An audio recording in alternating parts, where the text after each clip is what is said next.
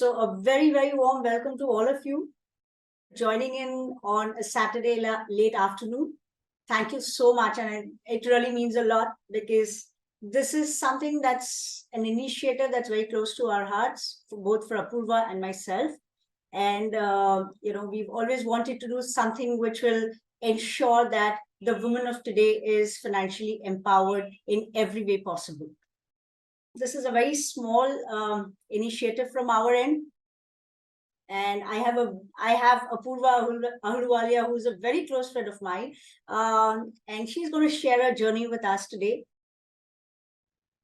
We believe that, the women of today typically is there everywhere on the scene, right? I mean, be it on the professional front, be it on the personal side, she's able to manage so much, correct? And that is why we believe that, a woman is really made differently. She's really wired differently.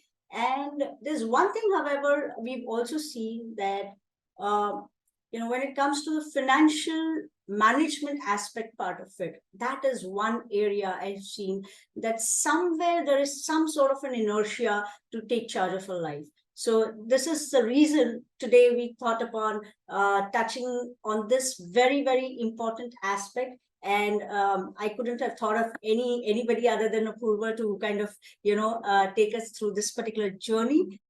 And I truly believe, tough, is a single woman. And that I really mean in every sense, because I have seen and managed a lot of, single mothers. And I see that that is one, characteristic that is extremely, ready with each one of them. There is nothing that changes for them. And they're extremely strong and powerful on that front. So welcome once again on this particular journey that we're going to take you through. Before we start, I would like to give a very small introduction about myself and the company that I represent, which is called Happyness Factory. So I am Ranjani Prabhu Tendulkar, working as Vice President and Financial Coach. Yeah. And I represent this company called Happyness Factory, which is truly a wonderful place and a really happy place to be in. I think it's been a journey of sorts for us since we started in the year 2005. A lot of learnings, through our journey. And I think one of our early journeys as in the travel that we've had over this period, I think one of the early learnings that we've had is that clearly, no two individuals are the same, no two professionals are the same, right?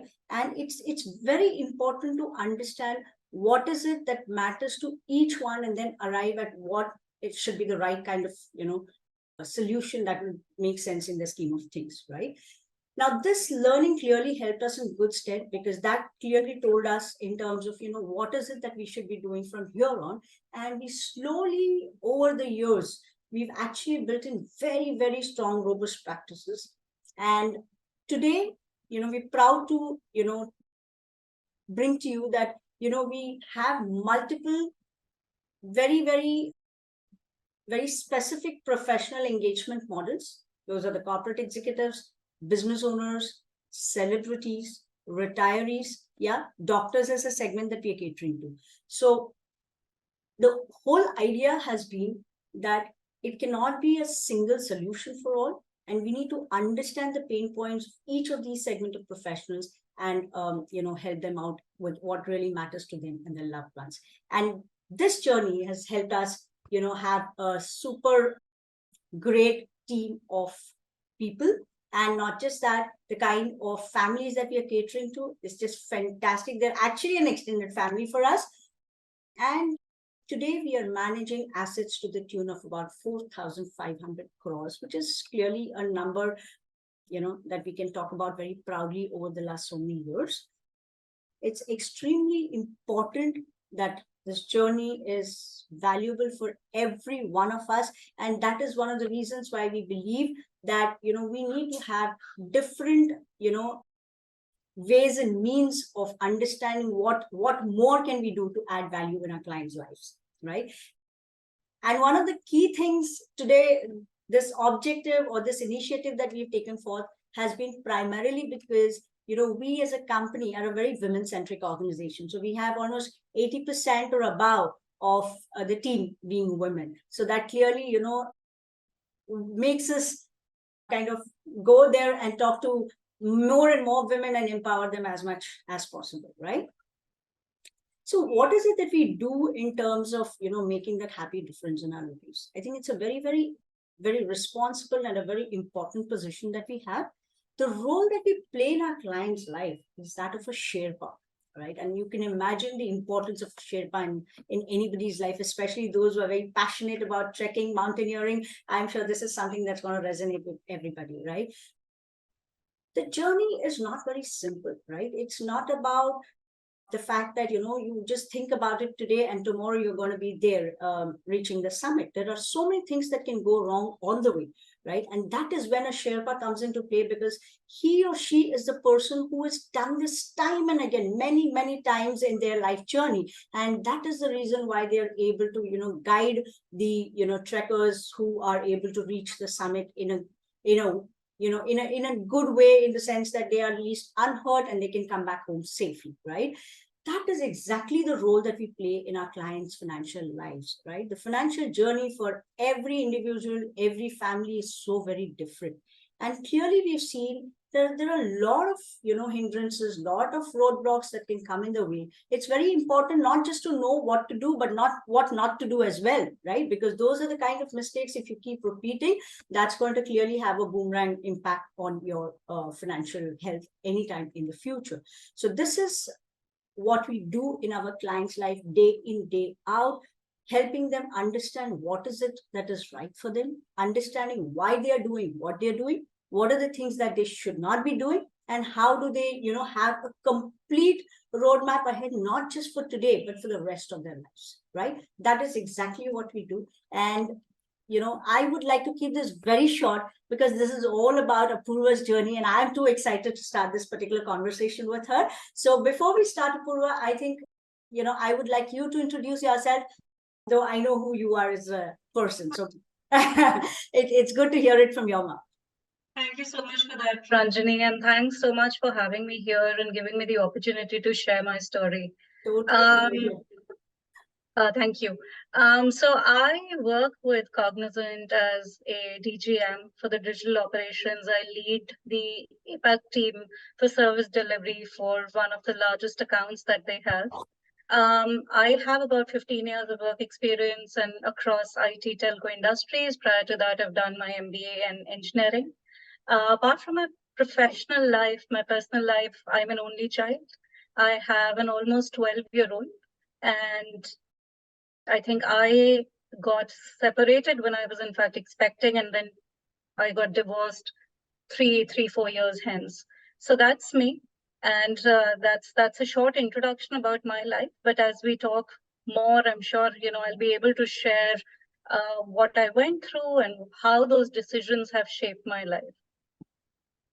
Thanks so much, Apoorva. Thanks for this very small introduction, but really, really meaningful one. I think I'm going to ask you, some of those very, very crucial questions, I think, that would matter to the women of today, right? Since we are, touching upon a very sensitive topic. So, what comes to my mind when I think about a single mother, right?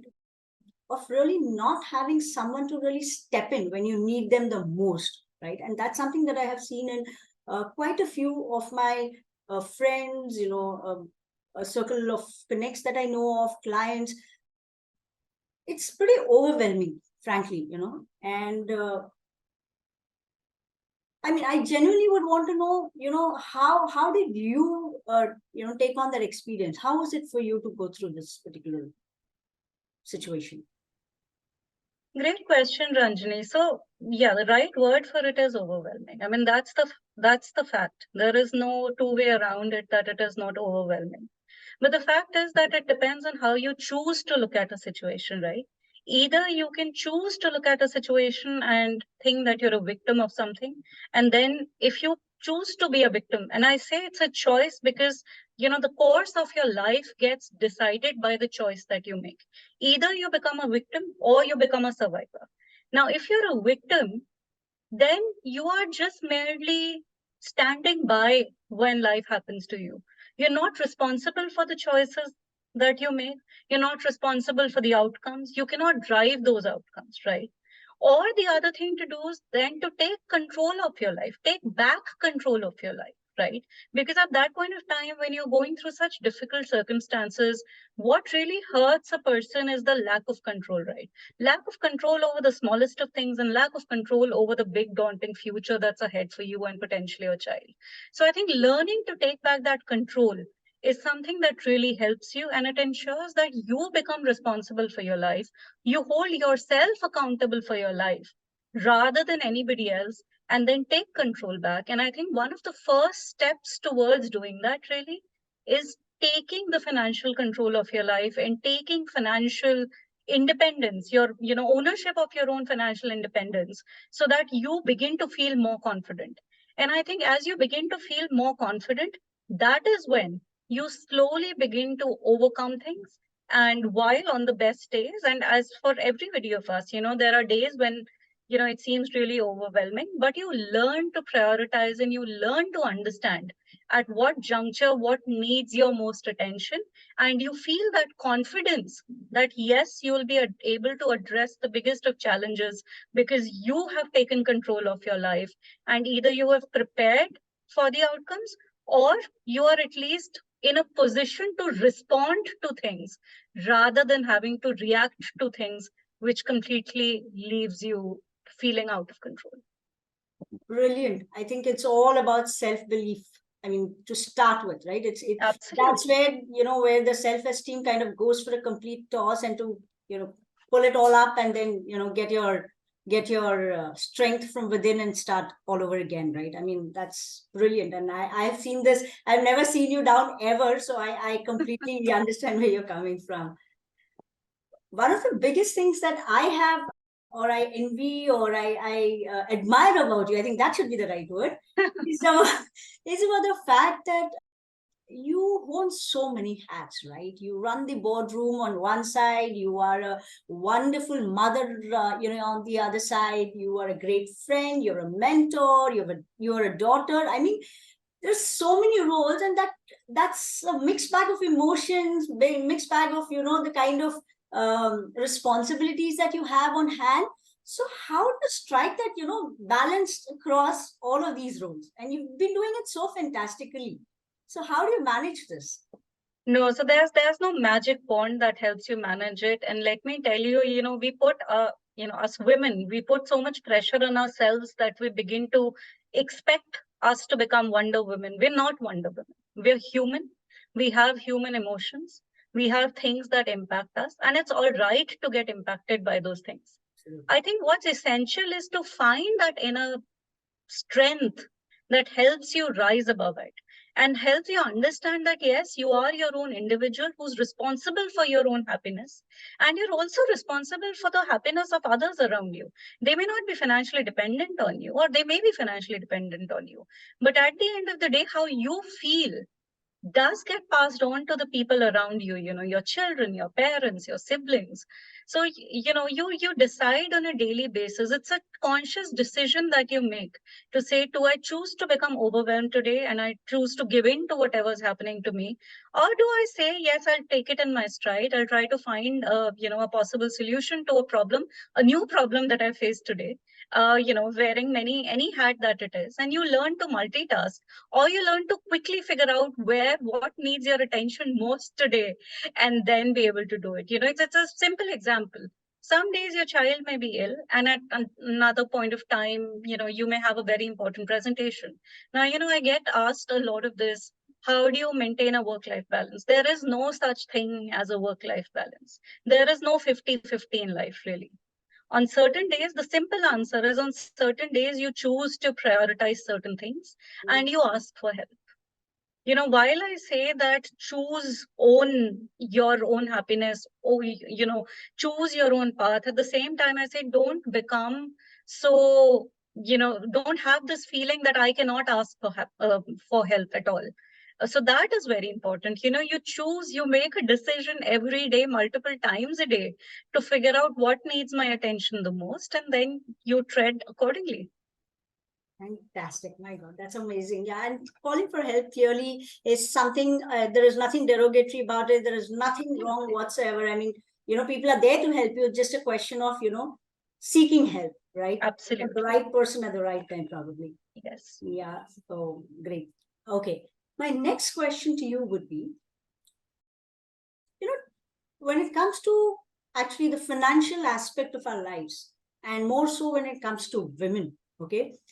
The mere mention of managing their finances, their financial life, somewhere it just doesn't strike a chord with them, in the sense that either it's panic, either it's a sense of insecurity, or a sense of worry, anxiety. I don't know, it's a mixed bag again of feelings that I have encountered whenever I've met up with women in my first discussion. Okay, so how do you really mitigate or maneuver that? How do you get over that sense of mind block about financial management? I think to begin with, it's about breaking your own stereotype that you've built for yourself. I don't think that it's the external society that somehow builds that stereotype. Yes, it might, but at the end of the day, you also build that mind block, or you contribute to it. I think what's important and essential to understand is the term financial independence and what it means. In today's world, I think it's taken very loosely and it's taken very lightly, unfortunately. Financial independence does not mean that, yes, I earn today, and if I need to buy a fancy handbag, I'll be able to buy a handbag. Or if I need to go on a vacation, I'll be able to go on a vacation. No, that's not what financial independence is all about. Financial independence is, there are some future goals that I have, there are some aspirations that I have, there are needs and wants that I have. What can I do today to ensure that I'll be able to fulfill not just those needs, but also those wants, right? And there's no sense of shame in working towards that at all. I have so many young women in my team who are very well qualified, who are earning well, but then a mere mention of how you're managing your finances, or are you managing your finances at all, is where they sort of fall completely apart, because they've never even thought about it. So it's a great thing to be earning, but it's equally important to understand the value of compounding and how that sort of really gives you the ability and builds that confidence to face whatever comes through in life. So I think it's like insurance, it's something that we all understand is very important, but for some reason we always have this hesitation that somebody else will take that decision for me. But what happens when there is nobody else to take that decision for you? You don't have a significant other, you have young children, your parents are going to get older, you may or may not have siblings, but even then, is it really fair to put that much control into somebody else's hands and put them under pressure as well, right? So it's about taking accountability. Just understand that I have to make those decisions for my own self and take control of my life back. I think that is extremely important for an individual to understand that, and believe that they can do it with help, as I said. Correct. Very, very true. Very, very true. And I think this is something that start point, the inertia or the first baby step is, what kind of takes a lot of time for a lot of women to kind of, get to terms with and start action there, right? When did this, sense of realization actually dawn on you, that you need to empower yourself financially and then, take charge of your financial life? How did it all happen, and how did you manage that? So That's as a I huge shared transition. earlier, so as I shared earlier, I'm an only child. And I think one of the things that I was very lucky as a young woman was to have my father push me to take ownership. I remember the first month when my salary got credited, my dad immediately said, okay, so how are you investing?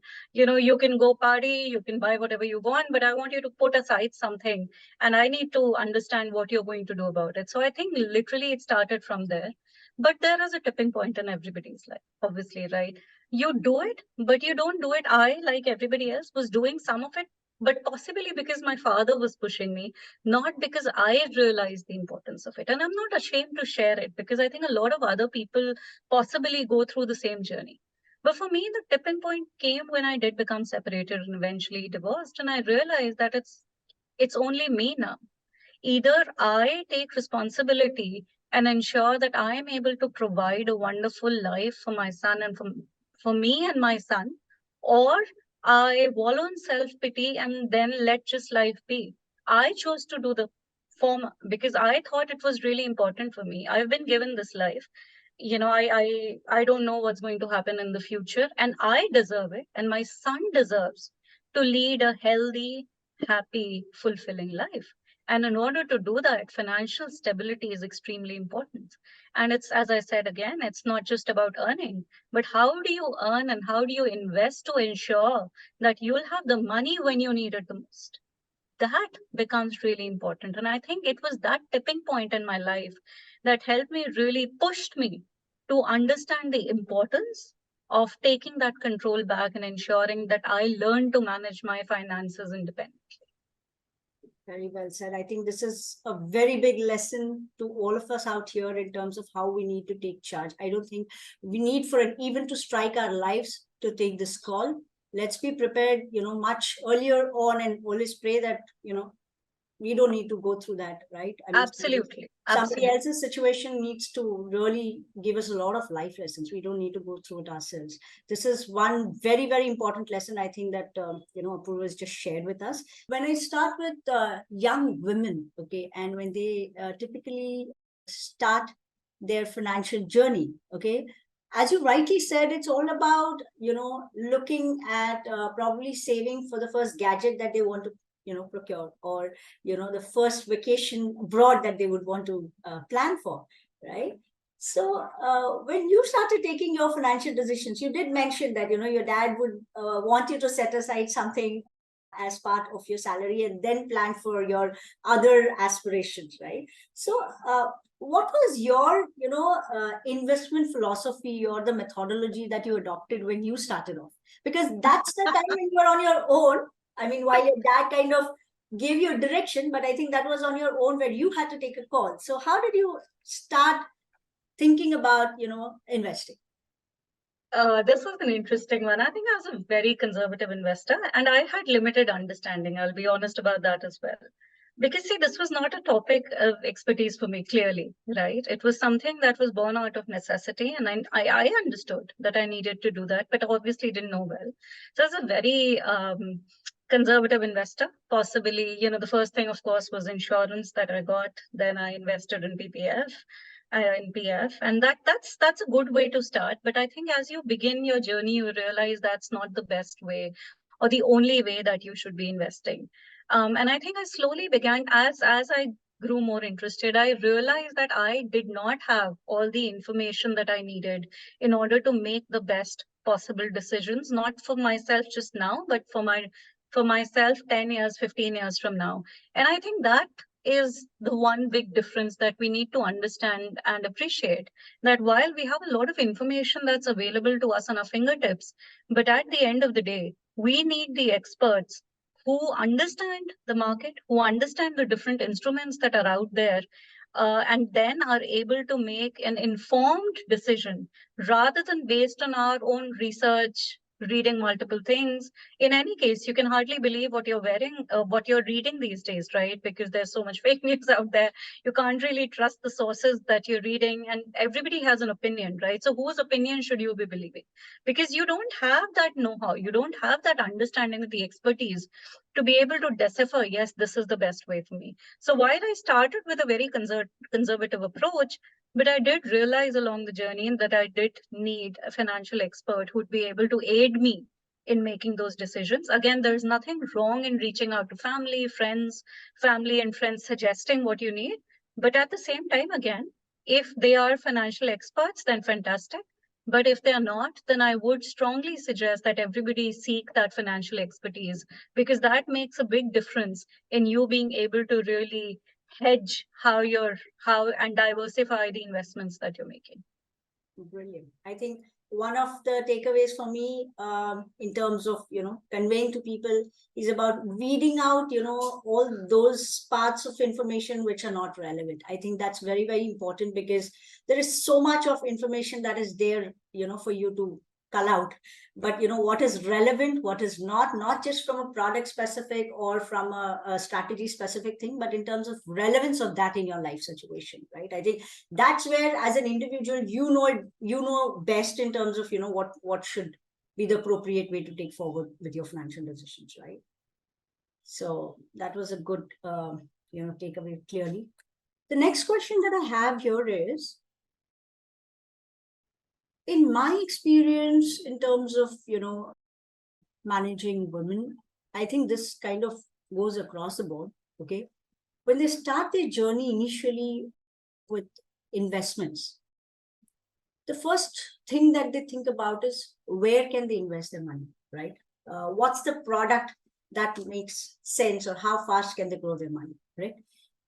And during this attempt at their end of trying to pick and choose the product, okay, I have seen a lot of people really having a very bad experience, being missold, products, which kind of are promised as the flavor of the day, giving the best growth to their investments, right?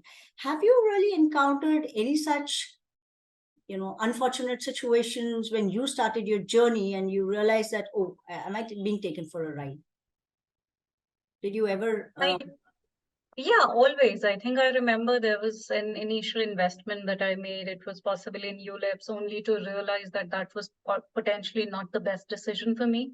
As I said, because you're almost goaded into making that decision at times, because you're dependent just on one person, one individual. You're not looking at the 360. You have very limited understanding, as I said, of what's good. Or you just possibly look at the flavor of the season, and then you begin to believe, like, Bitcoins is all the rage right now. But do we really understand what it means to invest in Bitcoins, how legal it is, what are the long pending implications of investing in Bitcoins, for instance? We don't really know that, right? But you would possibly know that.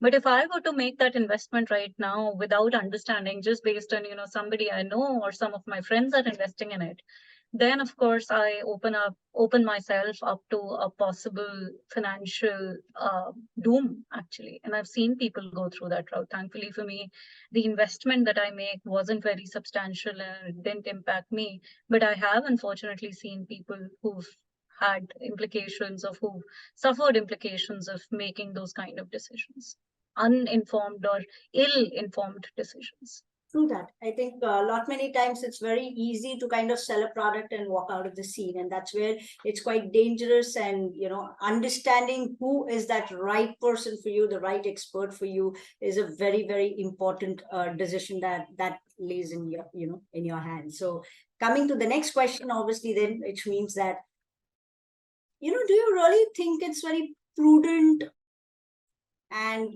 where you would actually advise the women of today in terms of, should they seek help from a financial coach to guide them and guide them appropriately to take the financial decisions? What is your take on this?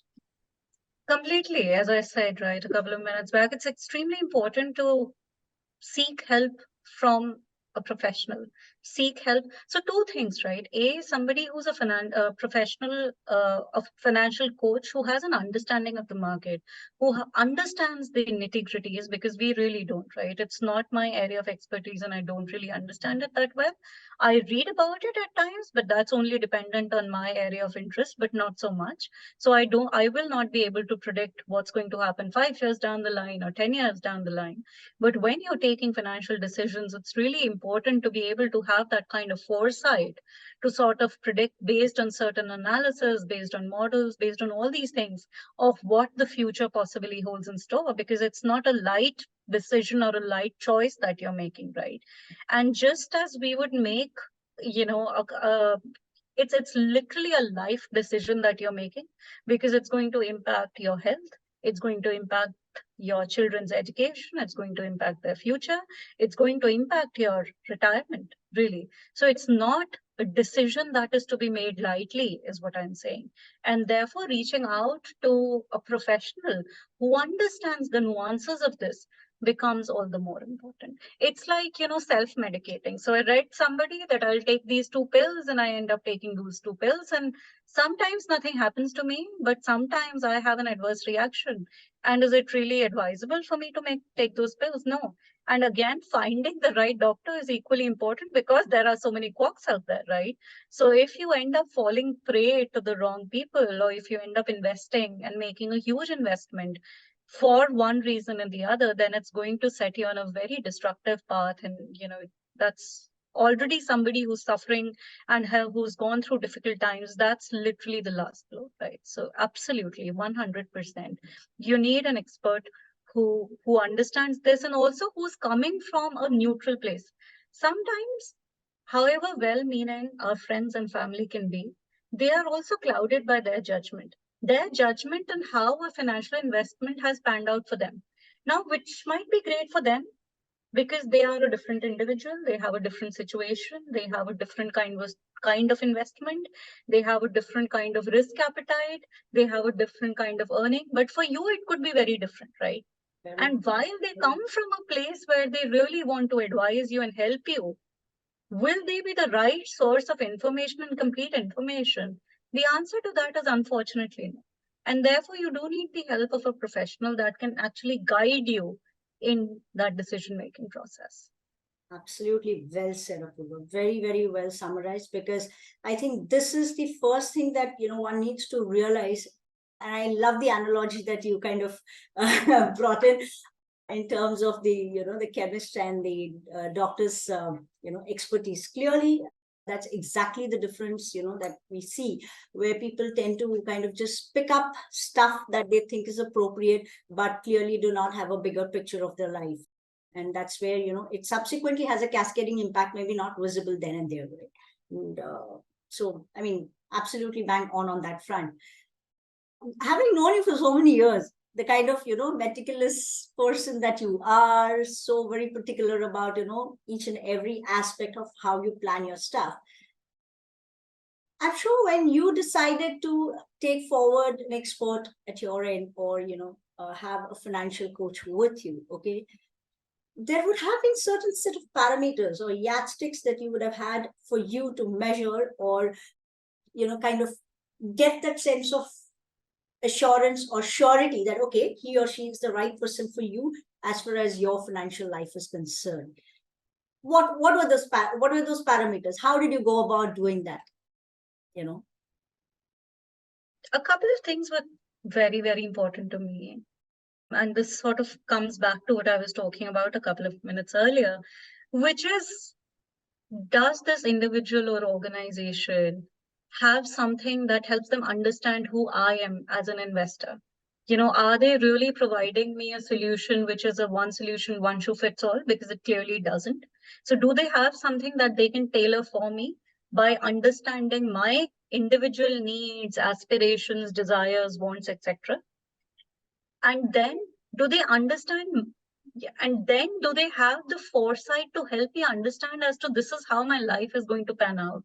And I will have different milestones in my life. As my son completes his 12th, I'll need a very substantial amount of sum that's set apart for his graduation, for his post-graduation, for my retirement, for a medical implication, God forbid, right? So those were the two very, very important things for me to look at, that, can they tailor make something for me? Do they understand me, or do they take the time to understand me and then offer me something based on my goals, my aspirations, and my needs that will really give me the confidence that, yes, I'm making the right investment or the right decision to engage with the right organization. Great. So I think that was also quite a, detailed analysis that you did before you actually had a financial coach in your life. Fantastic. Okay, so then that comes to the next question is, how would you think, Happyness Factory really helped you in your journey? I think this is extremely important, because this kind of, gives the people, gives the audience an understanding of, what is important for them to think about when it comes to the financial life, and how should the financial expert actually be, helping them and guiding them. So If you could share your experience, that would be really nice.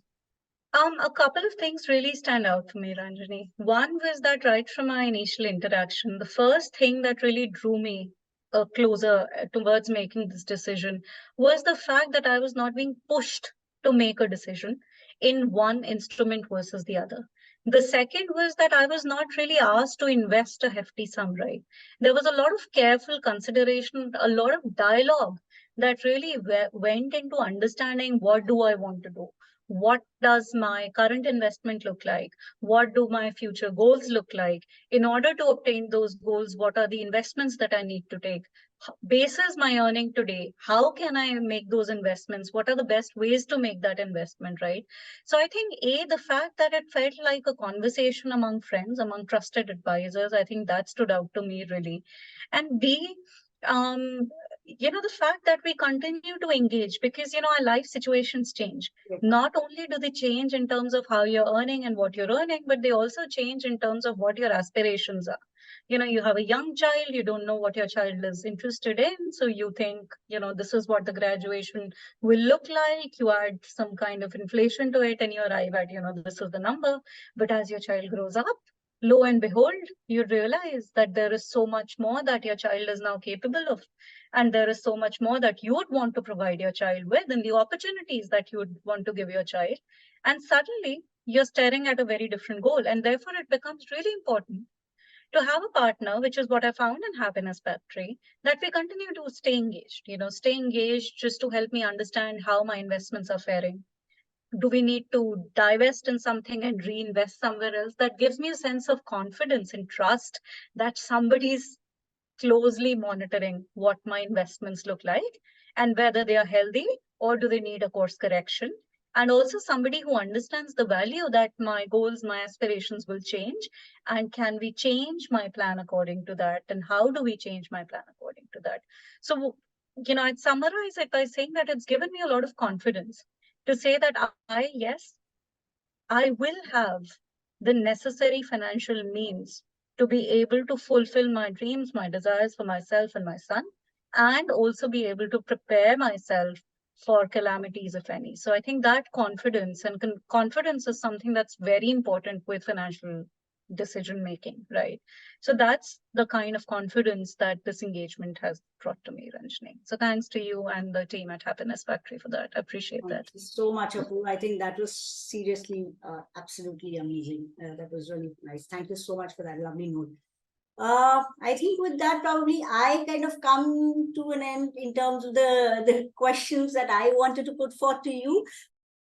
I would like anybody who wishes to have their own questions put forth to Apoorva or me, will be more than happy to, answer them. But, any which ways, before we move out, I would like Apoorva for a final, sense of word that you would want to put in for all these women folk that we're talking about.